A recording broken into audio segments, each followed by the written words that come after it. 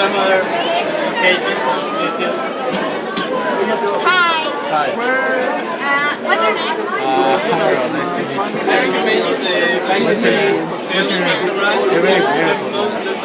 What's your country? New Zealand.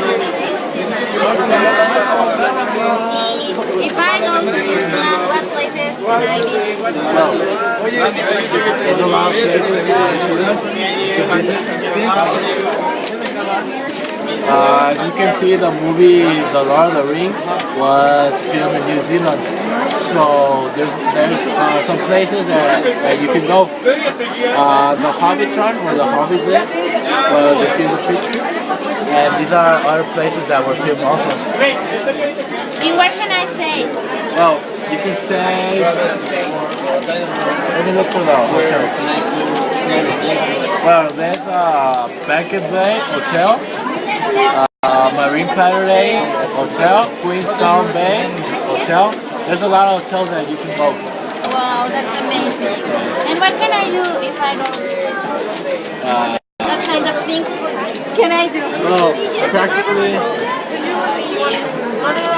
practically New Zealand is like a natural place that has a lot of habits and animals and beautiful things like landscapes and all that kind of stuff.